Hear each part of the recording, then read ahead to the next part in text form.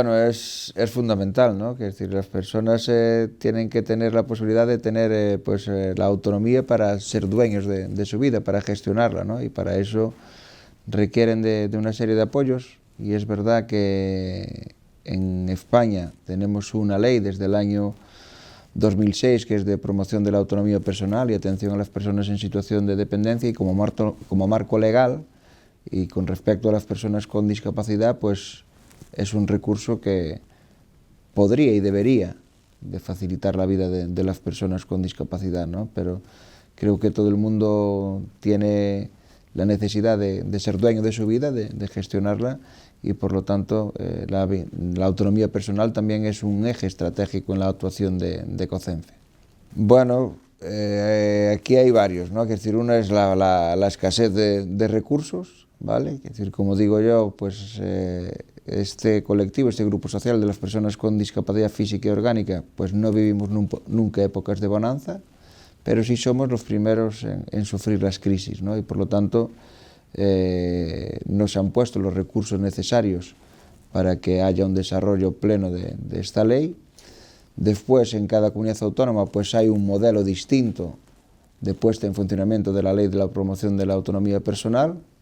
Es más, la mayoría de las comunidades lo han enfocado puramente a dependencia, y en autonomía personal no se ha hecho nada o muy poco, y esto es un hándicap pues importante para que una persona con discapacidad no sea un problema para su familia, y en estos momentos lo es porque no tiene recursos ni los apoyos necesarios para poder gestionar su vida de una manera autónoma e independiente.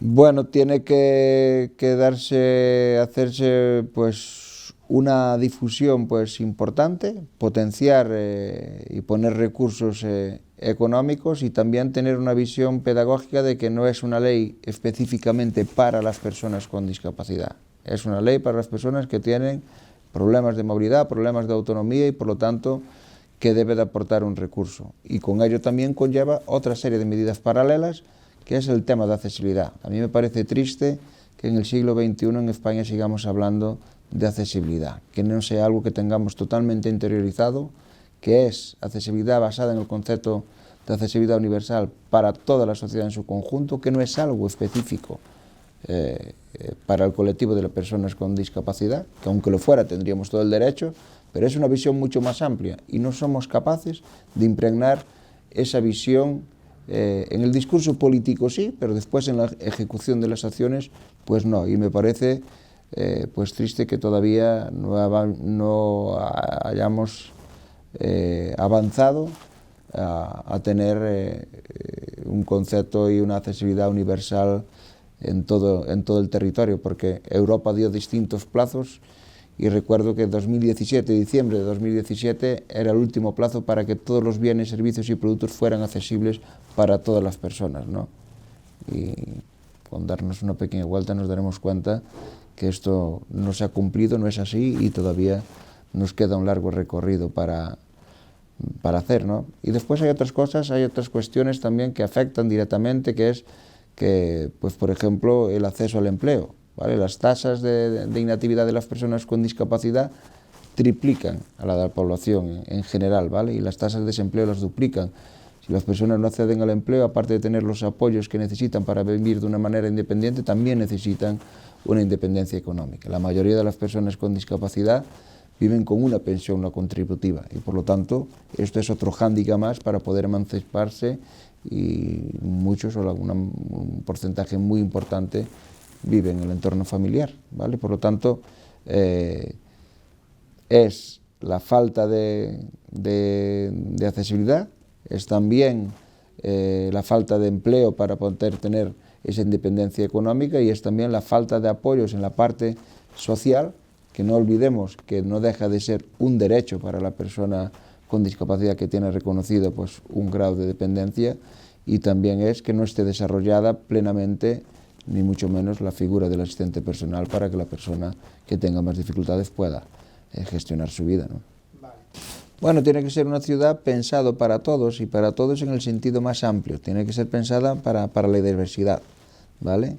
Y por lo tanto, las personas con discapacidad formamos parte de esta sociedad, y no podemos ver, como te comentaba en la pregunta anterior, la accesibilidad como algo específico para las personas con discapacidad. No puede ser que siga siendo noticia un parque accesible. Los parques tienen que ser accesibles, todos, ¿vale? Y el transporte tiene que ser transporte que lo pueda utilizar cualquier persona independientemente de cuál sea su condición, ¿vale? Y con esto, en lo público, debería de serlo todo.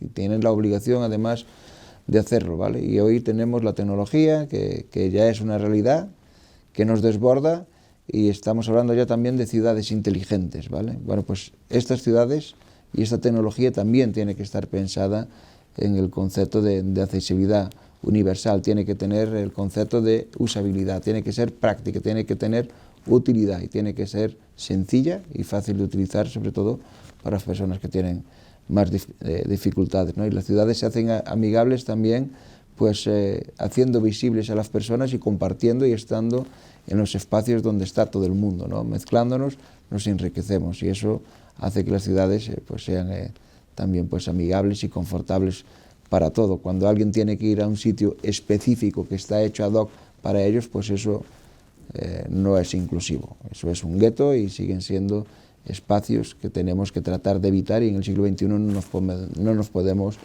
permitir que solo podamos disfrutar como ciudadanos de una parte de la ciudad porque no sea una ciudad pensada para el conjunto de la ciudadanía, de una ciudadanía pues diversa, ¿no? Sí, fue un avance importantísimo para nosotros, ¿no? Hoy lo utilizamos mucha tecnología como ayudas técnicas, ¿no? Recuerdo para los temas de lectura, por ejemplo, para las personas ciegas, también como una ayuda técnica para las personas que tienen problemas de edición, para temas de automatismos, para la domótica, la robótica, es decir, esto hace 20 años era impensable, ¿no? Y por lo tanto hoy es una realidad de la que nos beneficiamos, ¿vale? Seguimos incidiendo en que tiene que ser tecnología accesible, pero nos proporciona autonomía y favorece la independencia y la vida independiente de las personas con discapacidad, ¿no? Y tenemos que seguir avanzando en este camino y sobre todo que sea accesible también en el aspecto económico, ¿no? Porque muchas veces, como digo yo, a la persona la necesita, para esa persona que tiene esa necesidad por sus características, pues es un elemento de primera necesidad, pero se convierte en un artículo de lujo por el precio que tiene y no puede adquirirlo, ¿no? Y necesita, la ayuda técnica le daría mucha más independencia, le daría más autonomía, pero el coste también es un hándicap, ¿no? Veo personas que tienen una gran discapacidad y que utilizan un ratón de iris o que utilizan un ratón de cabeza y esto todavía cada vez más hay más competencia, hay más producto en el mercado, pero todavía siguen siendo productos caros y sin embargo la persona que no tiene movilidad en brazos y piernas y que necesita esto para poder desarrollarse, estudiar, para trabajar, pues deberían de ser más accesibles y asequibles. Bueno, tenemos que pensar que uno cuando nace ya es una persona que no tiene la autonomía, no es independiente, ¿vale? Y por lo tanto, durante nuestro ciclo vital, ¿vale?